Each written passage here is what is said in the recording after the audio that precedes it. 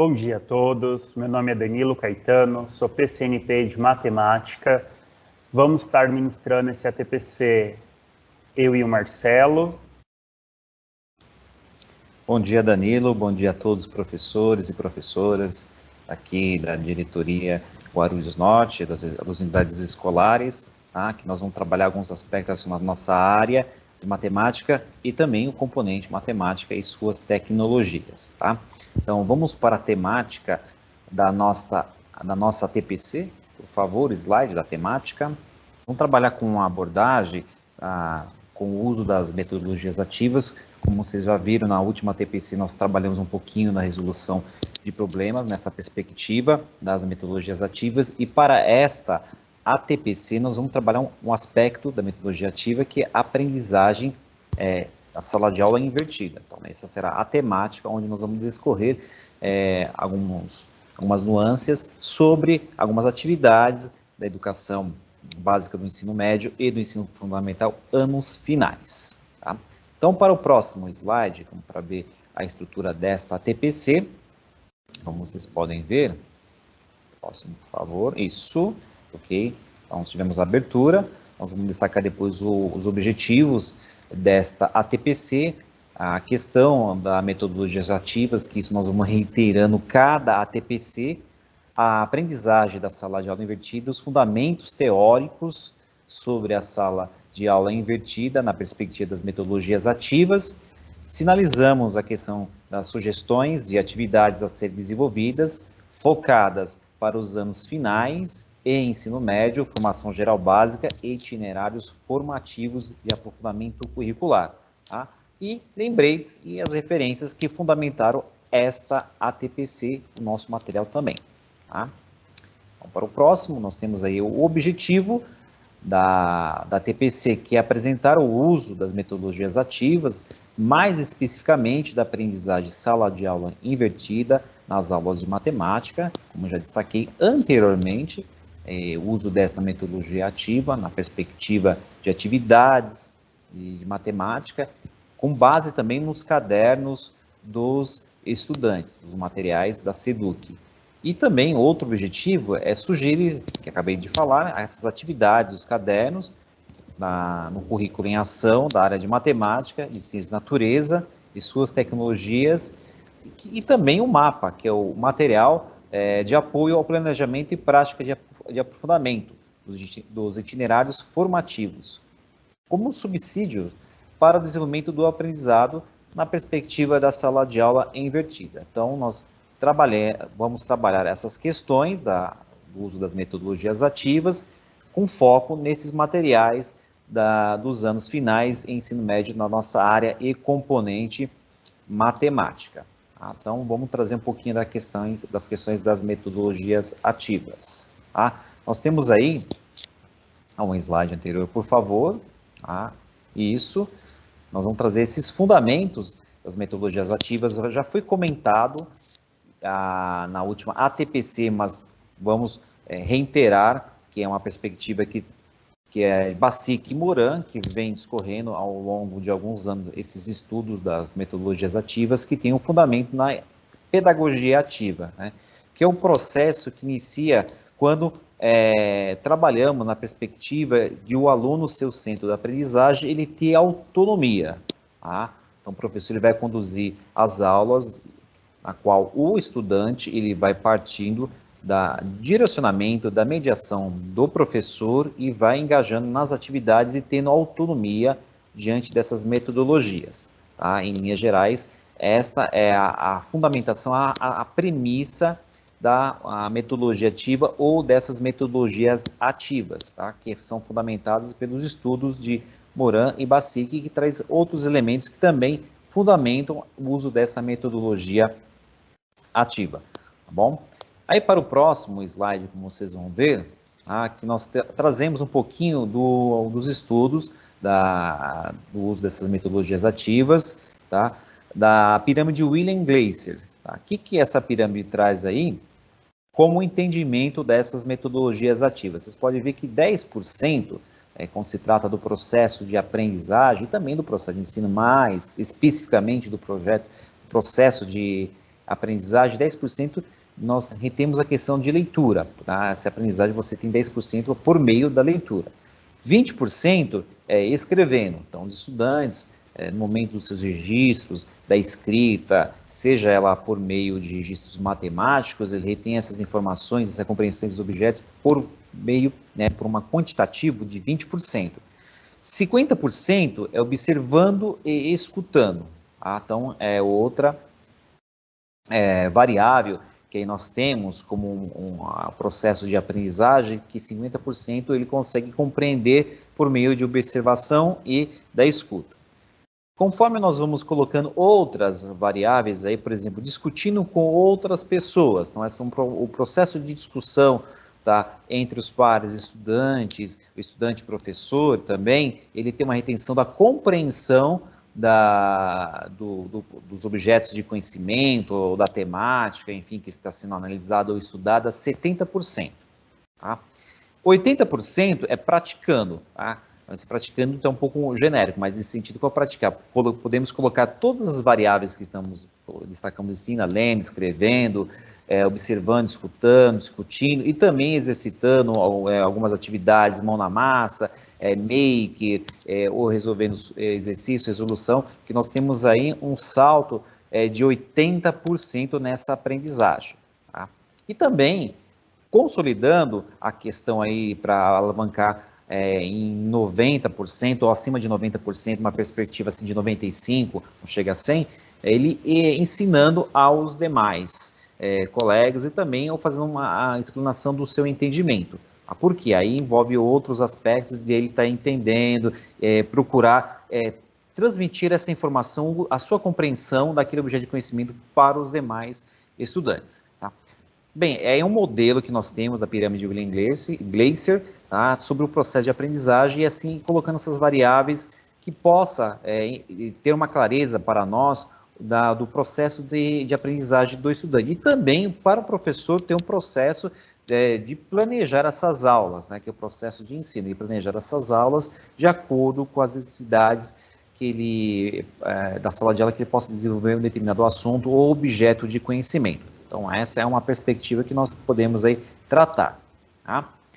Para o próximo slide, agora mudando um pouquinho de processo, processo de ensino e de aprendizagem, também dentro de uma perspectiva que é o processo de avaliação, a perspectiva da avaliação, tá? Nós temos uma perspectiva do processo de ensino, da perspectiva do processo de avaliação.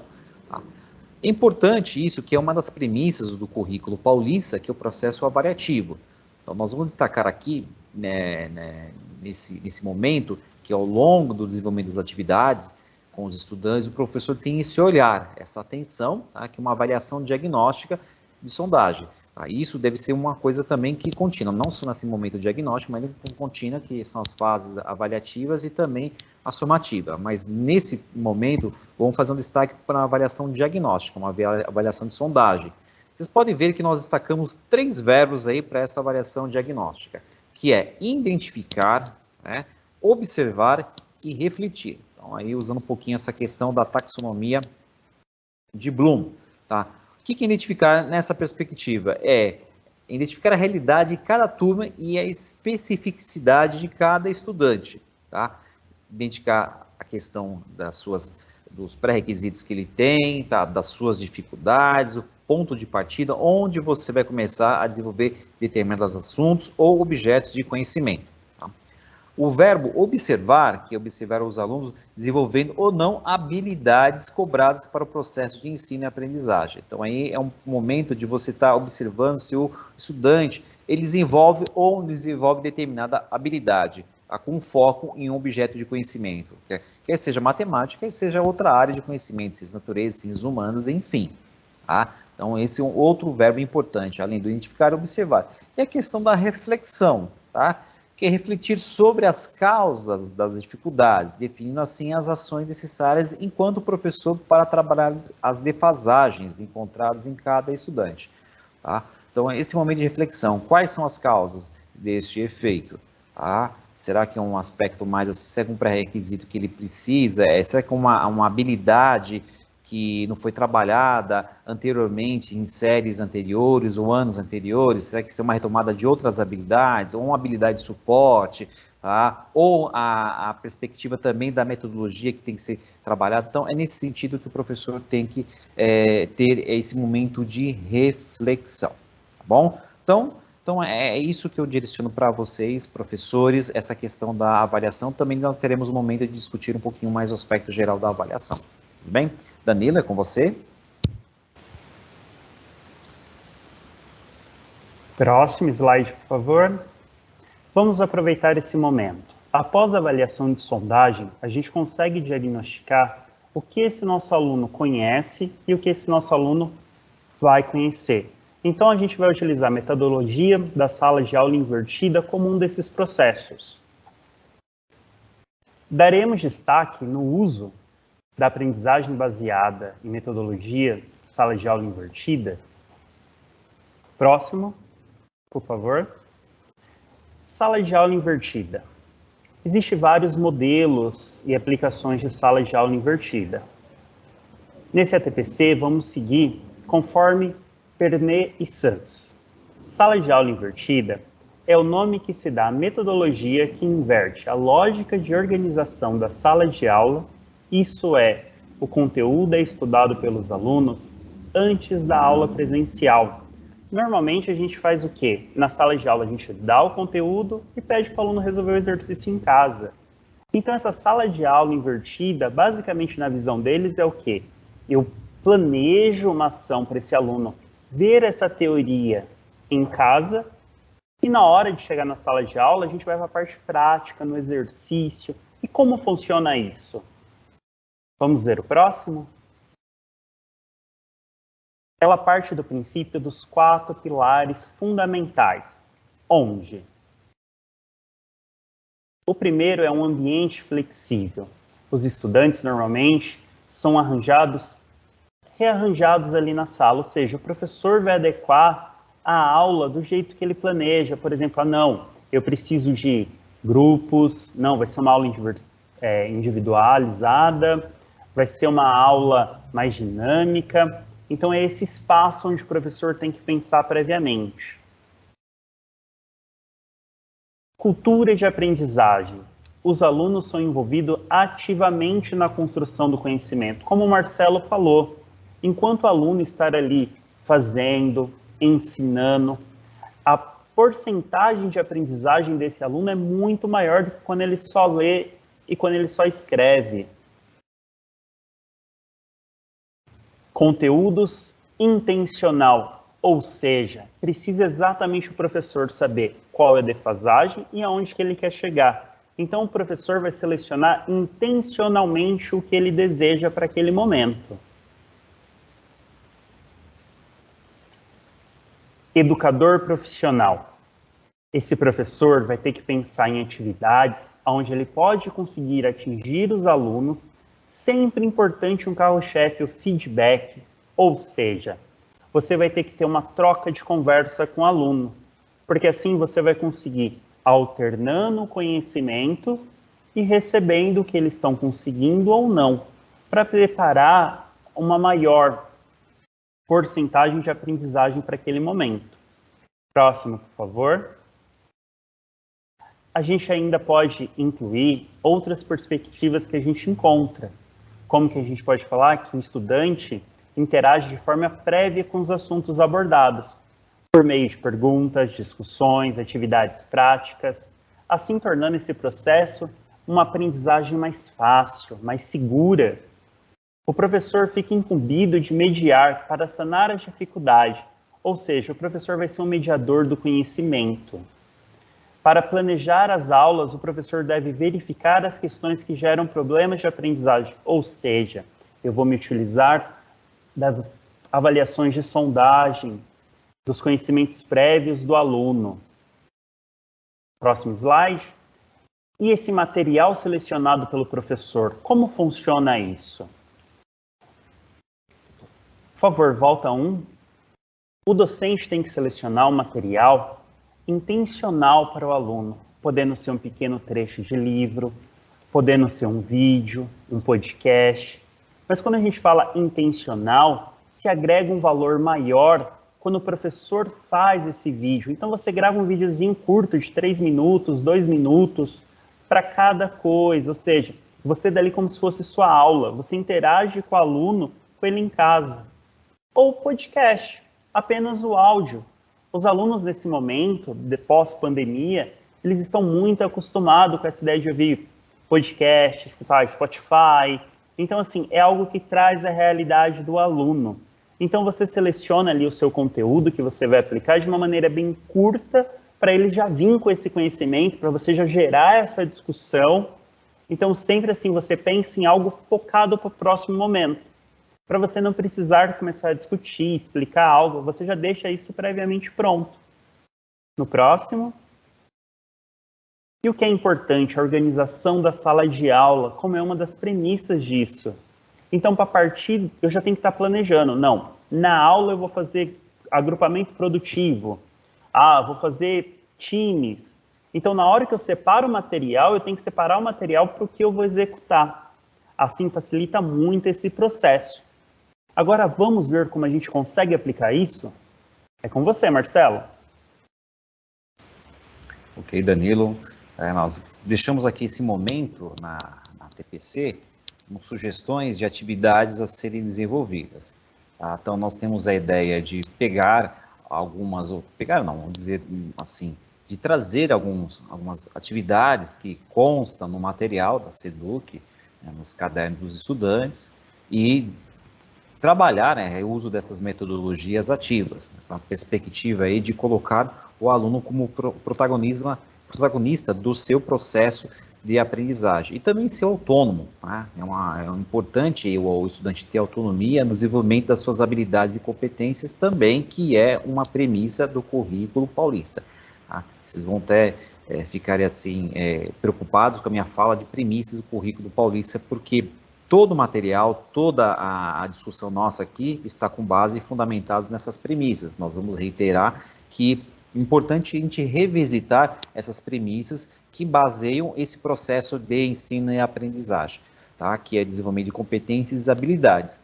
E selecionamos algumas atividades do caderno para que vocês possam, dentro dessa atividade, de acordo com a realidade da sua sala de aula, ou das dificuldades que os estudantes têm, e também daqueles estudantes que estão, assim, um processo um pouco mais avançado em relação a algum colega de sala, ou uma turma um pouco mais avançada, que você já tem esse know-how, e como nós temos uma certa experiência aqui em turmas que avançam um pouco mais, um pouco menos, isso vocês vão adaptando essas atividades. Tá? Então, nós sugerimos nessa perspectiva da sala de aula invertida, conforme o Danilo acabou de dizer. Tá bom? Então, para o próximo slide, por favor, tá?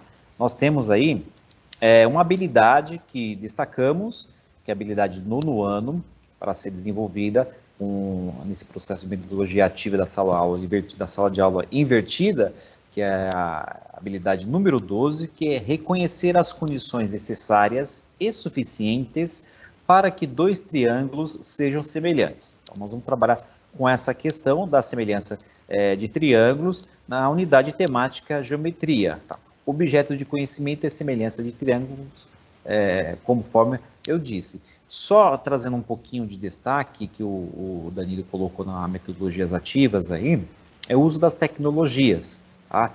Muitos professores, mas na minha escola é escasso a questão da tecnologia, de computadores, enfim, não tem. Mas pensamos um pouquinho na outra perspectiva, fazemos um plano B, como se fosse uma metodologia ativa na perspectiva da parte desplugada. Tá? Em vez de utilizar esses recursos, na construções de figuras e semelhanças de triângulos, poderíamos usar outros tipos de materiais, talvez como sugestão, post-it, construção de cartazes, que os estudantes possam ali desenhar as suas representações geométricas triangulares e assim fazer essa discussão junto com os estudantes. Tá? Só essa parte que eu coloco um ponto importante, caso não há possibilidade de trabalhar com tecnologias plugadas, mas assim nós lembramos um pouquinho da questão das tecnologias desplugadas. Esse momento também é relevante para trazer para vocês aqui, tá bom? Então, nessa perspectiva de geometria, para o próximo slide, como objeto de conhecimento, semelhança de triângulos, por favor.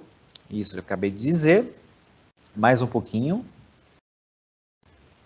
Então, aí nós trazemos que o professor, ele seleciona a questão dos conteúdos pertinentes às aulas subsequentes, tá? Previamente, o professor seleciona o material que os alunos irão estudar. Então, é que nem o Danilo, ele acabou de colocar, é o planejamento e a organização da sala de aula. É importante esse planejamento, tá? A sala de aula invertida, você vai fazer o processo inverso, como o próprio nome já diz. Você vai primeiro dar subsídios ao estudante, né? Como você vai dar isso? O que você vai propor para ele? Quais os textos básicos? Você vai pedir um podcast, que o Danilo acabou de dizer, um áudio, enfim. Então, esse planejamento é importante, você já antecipar nessa questão de dar esses elementos para depois promover essa discussão. Primeiro você dá o subsídio aos estudantes, para depois promover esse retorno da discussão em relação ao objeto de conhecimento e habilidade e competência a ser trabalhada. Então, esse momento é importante. Para o próximo slide, por favor. Vamos supor que o professor catou esta sugestão que nós destacamos, questão de semelhança de triângulos, tá?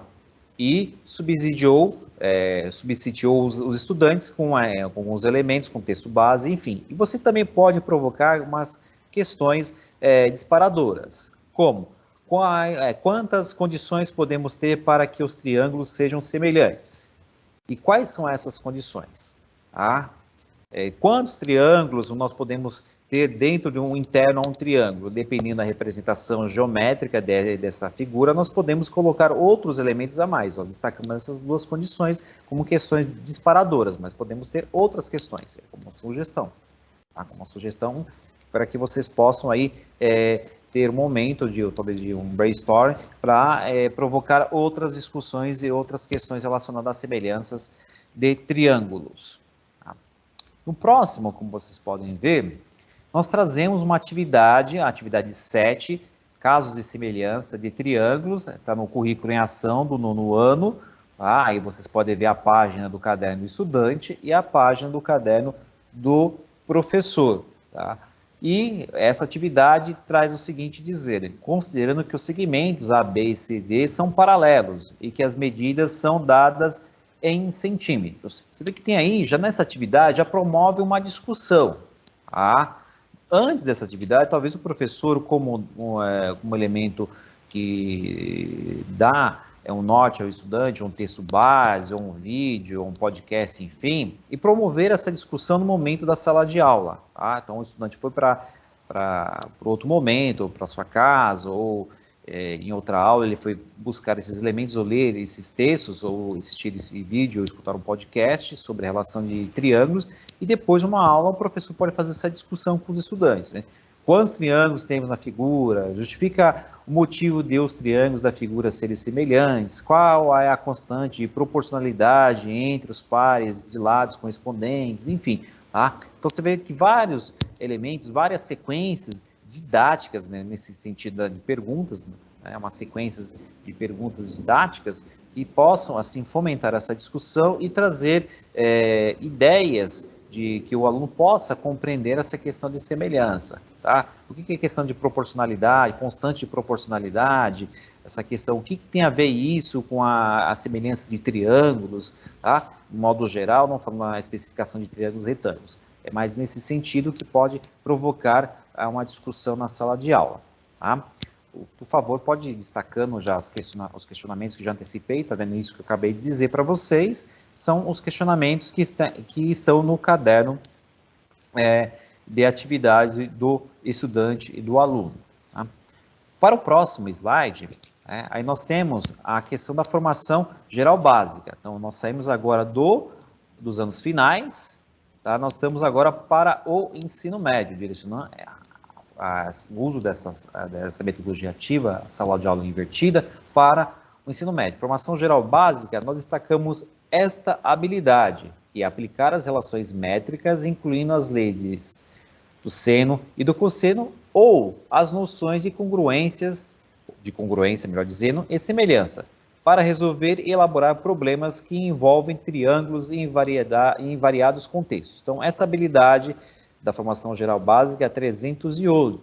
tá? Da unidade temática, geometria e medidas. Então, objeto de conhecimento, mesmo objeto de conhecimento que nós destacamos lá nos anos finais do nono ano, que é a congruência de triângulo por transformações geométricas, isométricas, né, que é as isometrias, e a semelhança entre triângulos, tá vendo? A semelhança entre triângulos, tá vendo? Nós podemos fazer esse elo entre esse objeto de conhecimento, porém, é um assunto trabalhado muito na formação, lá dos anos finais, mas isso é retomado aqui na formação geral básica com certo aprofundamento. Você vê que tem a questão das isometrias e homotetias. Tá? Mais um pouquinho, por favor. Você vê que acabei de destacar geometrias e medidas e objetos de conhecimento conforme eu destaquei. Tá? Então, o professor pode provocar essa discussão junto com os estudantes. O próximo slide que vocês vão ver refere-se às questões disparadoras. Então, é um momento que o professor provoca, depois de introduzir no texto base, um podcast, enfim, umas questões disparadoras. O que é um triângulo retângulo? Tá vendo? Na outra nós perguntamos na perspectiva da semelhança de triângulo. Aqui nós vamos perguntar o que é um triângulo retângulo. Tá? Subentende que o estudante já no ensino médio já tem essa compreensão. Mas recordar é viver. É importante essa retomada junto com os estudantes.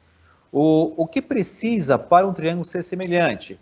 Alguém lembra do cálculo da hipotenusa? Né? Talvez muitos estudantes retomam a questão do teorema de Pitágoras, mas lembrando que aqui nós podemos ter um aprofundamento dentro dessa perspectiva de semelhanças de triângulos. São questões que nós estamos sinalizando para vocês e outras questões que podemos incrementar nesse momento de discussão entre os pares.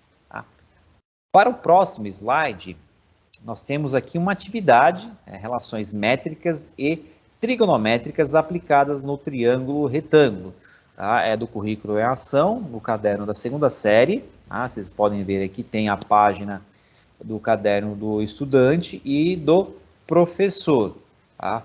Ele destaca aí nesse caderno, nessa atividade 1, que observe as figuras a seguir, considerando a semelhança entre os triângulos formados e complete as lacunas ou quadro a seguir, obtendo as relações métricas. Aí nós temos um triângulo retângulo e a divisão, tá? E aí você tem uma perpendicular ali saindo do vértice A até o lado do segmento de reta DC, que teremos uma divisão e dá para trabalhar com dois triângulos e aí trabalhar essa questão, essa relação de semelhança entre dois triângulos. Tá? É uma atividade bem engajadora que promove muita discussão. Todas as atividades promovem bastante discussões, mas uma com uma certa intencionalidade. Tá? Já no próximo slide, vocês podem ver que no slide anterior, conforme a sugestão, é uma representação visual. Já aqui nós temos uma perspectiva, na parte matemática, mais algébrica. Vê que aí nós estamos trabalhando com o visual, a geometria, e agora nós vamos um pouco mais para a parte algébrica, para desenvolver esse aspecto em relação a triângulos semelhantes. Então, nesse primeiro momento, nós temos um quadro aí, um quadro para eles possam preencher, tá? De acordo com aquela discussão, com as questões disparadoras, com o texto base, vamos promover esse exercício em grupos ou em pares com os estudantes.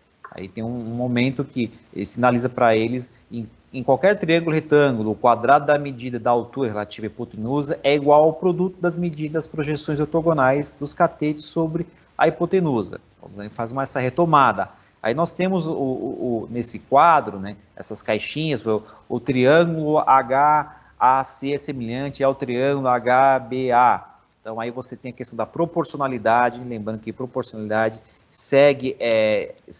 é uma premissa assim da matemática, assim como uma questão de ordem, equivalência, interdependência, isso está dentro do currículo paulista, vocês podem fazer essa retomada.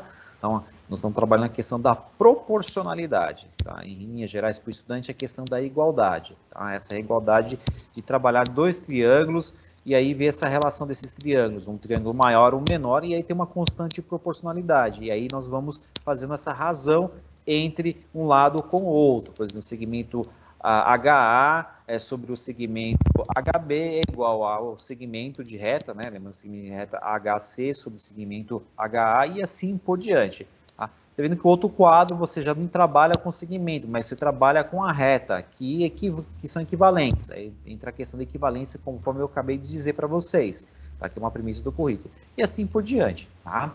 E nós trabalhamos nessa questão.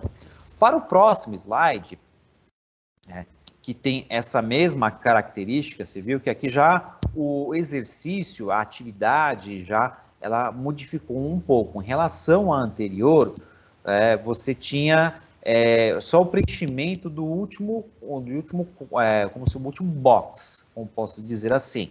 Tá? Aqui não, nessa atividade já provoca uma discussão um pouco mais ampla com os estudantes nessa perspectiva da sala de aula invertida, já no momento de discussão com eles, em pares, e também no momento do professor, você vê que tem uns 2 boxes aí para preencher. Nós colocamos já uma comparação de semelhança de triângulos em cima e embaixo, que é o triângulo ABC, semelhante ao triângulo HAC, e o ABC também HBA.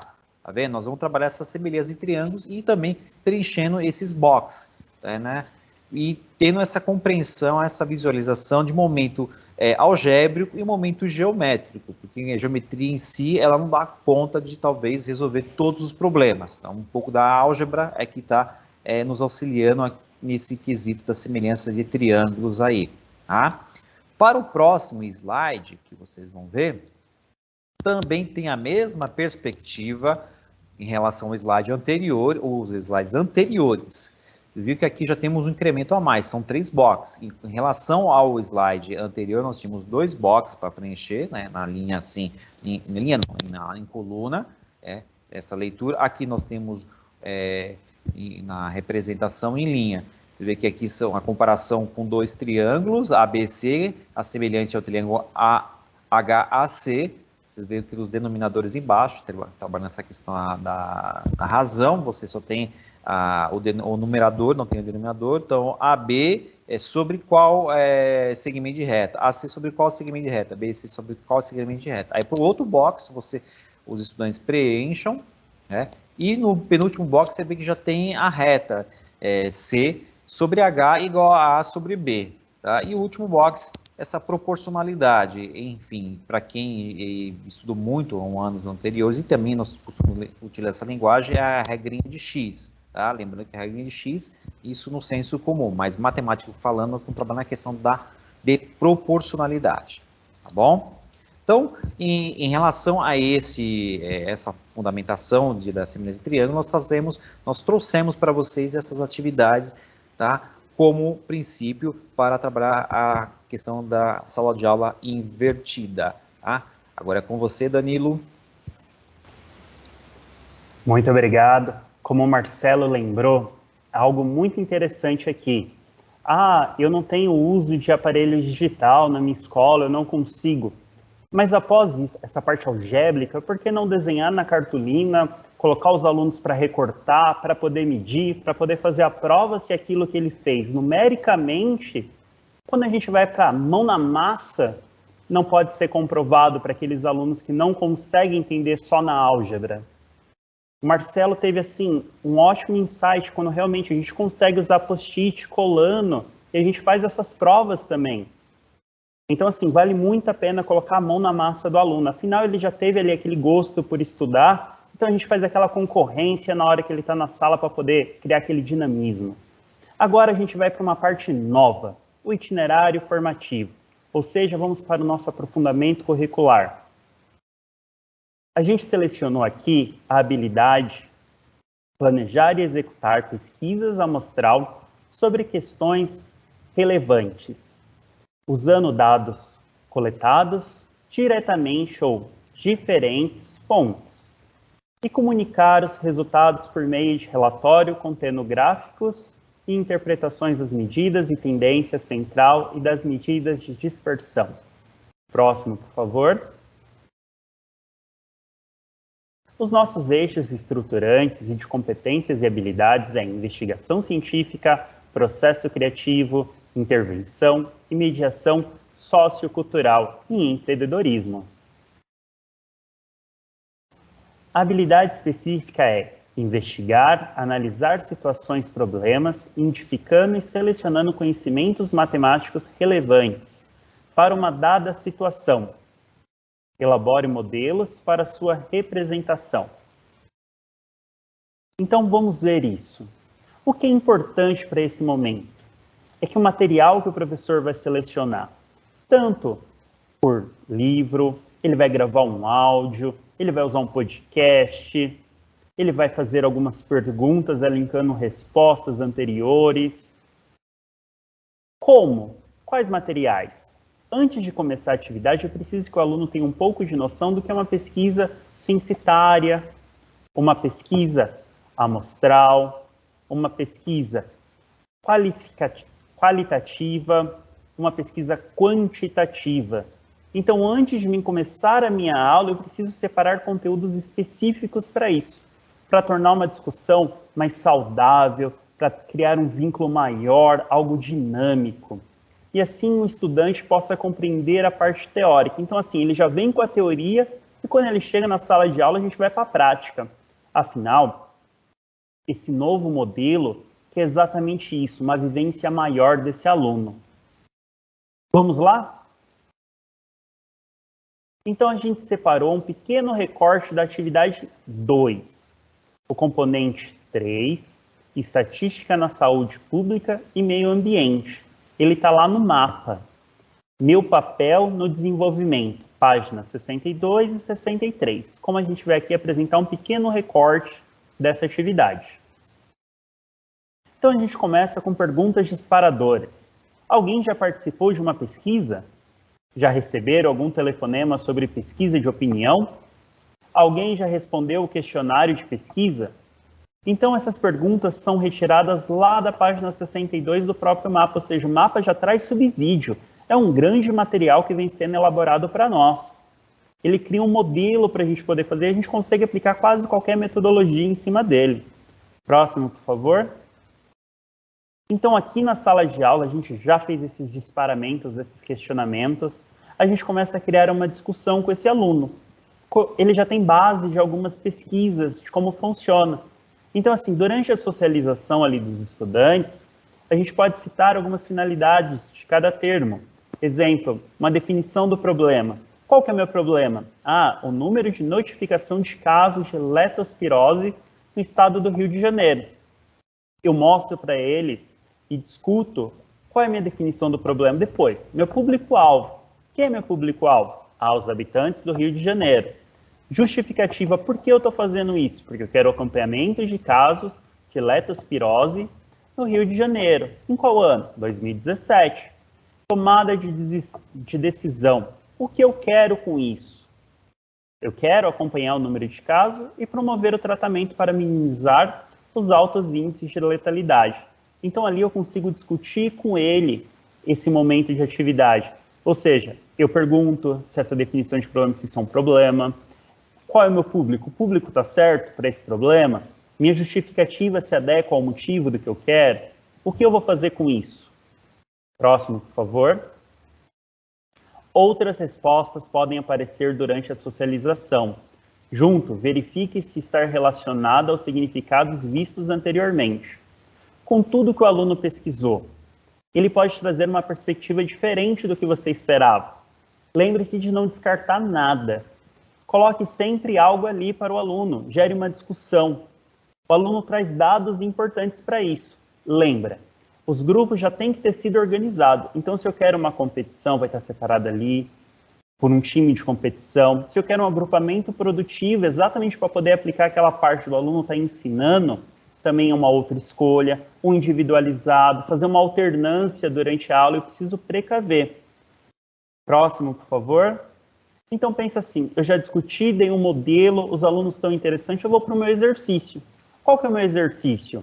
Após a minha conversa dessa socialização, eu proponho que os estudantes organizem grupos para iniciar. Na hora desses grupos, a gente aconselha a já separando se ele vai partir de um ponto de uma pesquisa censitária, de uma pesquisa amostral, de uma pesquisa qualificativa, uma pesquisa quantitativa, para gerar uma discussão depois, quando eles vierem apresentar. Então, qual que é a ideia dessa atividade? Os estudantes organizem grupos para iniciar o planejamento de uma pesquisa de estatística sobre saúde coletiva, Converse com os estudantes sobre a existência de muitas pesquisas relacionadas a esse tema, ou seja, falem para eles aproveitarem o que já existe. Aproveite ali o que tem. O que eu posso extrair disso, o que eu posso extrair daquilo. Fale para eles focarem. O professor, nesse momento, ele media o conhecimento. E esses grupos vão gerar discussões muito interessantes. Os grupos, a partir daí, já pesquisarão, farão as suas escolhas como tema da sua pesquisa. Ou seja, a partir desse meu tema, os alunos vão, afinal, saúde coletiva pode ser abrangida de uma maneira muito grande. Então, aproveite esse tema que está lá no mapa e trabalhe ele. Dos itinerários formativos de aprofundamento curricular, nós vamos agora falar um pouquinho sobre a avaliação. Conforme eu comentei no início desta TPC, que o processo avaliativo é uma premissa, comentei, creio que eu vou comentar em próximas, eu e o Danilo nós vamos comentar em próximos ATPC sobre a questão da avaliação, que isso é importante, esse momento, para o estudante e para o professor, não na perspectiva só de verificar, somente verificar o que o estudante entendeu sobre determinado objeto de conhecimento, ou se está desenvolvendo uma habilidade e competência proposta naquele momento da etapa do ensino, mas também a questão de planejar e replanejar a sua aula. Isso é um aspecto importante nesse momento avaliativo. Tá? E como sugestão, isso já comentamos na TPC anterior, vocês podem ver aí, conforme vamos destacando, que é o diário de bordo, que é um instrumento que está sendo muito utilizado. Nós vamos também discutir em outros momentos a perspectiva do diário de bordo, em relação em tecnologia, o uso das tecnologias. A questão da autoavaliação, né? O estudante, ele também se autoavaliar, esse momento de ele verificar o que ele compreendeu, o que ele entendeu sobre determinado objeto de conhecimento, se a atividade realmente para ele deu um determinado grau de compreensão e sentido, e também na perspectiva de ampliar e aprofundar e aplicar aquele objeto de conhecimento em um determinado contexto, tá? A outra questão são seminários, isso é muito bacana, que é promover esse debate entre os estudantes, entre o estudante e o professor, fomentar a discussão sobre determinado assunto ou objeto de conhecimento. Tá? O próximo é a questão dos registros dos estudantes. É importante o professor ter essa atenção, esse olhar cuidadoso nos registros do estudante, não somente o fato de registrar da lousa ou também o que ele compreendeu sobre determinado objeto de conhecimento ou certo tema, que ele realmente registre essa compreensão. Às vezes fala assim, o que está realmente aqui na sua memória, às vezes é bom você registrar para você organizar as suas ideias, tá? E também tirar as suas dúvidas, esse momento de registro é importante. E também a escrita da resolução do problema. Tá? No caso da matemática, esse registro de exercícios, de determinado problema, numa citação problema, é importante para o professor verificar esses registros e colocar também no rol de avaliação, que ele possa, assim, ter esse cuidado, e como o estudante, ele está tentando resolver um determinado exercício, ou com dúvida, diante de uma situação que é proposta para ele. Tá? Então, é interessante essa atenção na questão da avaliação ou dos instrumentos avaliativos.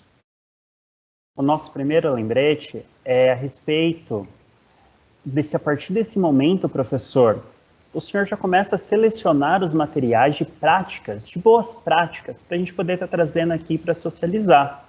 Então, fotos, pequenos vídeos, de preferência videozinhos curtos, de 3 minutos no máximo, ali feito na sala de aula. A gente pode promover para outros essa metodologia. Então, assim, tudo que você fizer daqui para frente, registre, traga para nós. Muito obrigada. Próximo. Então, no próximo, conforme o Danilo acabou de destacar, a questão dos lembretes, né, nós temos aqui o endereço que vocês possam enviar esses registros, compartilhar conosco. Tá? Nós destacamos aqui o endereço, por favor. Fique atento, vocês podem dar um print, depois nós vamos disponibilizar esse material que vocês possam acessar, né? E é assim que nós podemos divulgar as boas práticas para vocês, e assim nós podemos compartilhar essas informações, essas boas práticas, não só conosco, mas com as escolas que também são da diretoria aqui em Guarulhos Norte. A gente agradece a todos por esse ótimo momento de formação. A gente se despede e deseja um ótimo dia a todos. Foi um prazer. Obrigado pela participação de todos vocês e até a próxima ATPC e um grande abraço.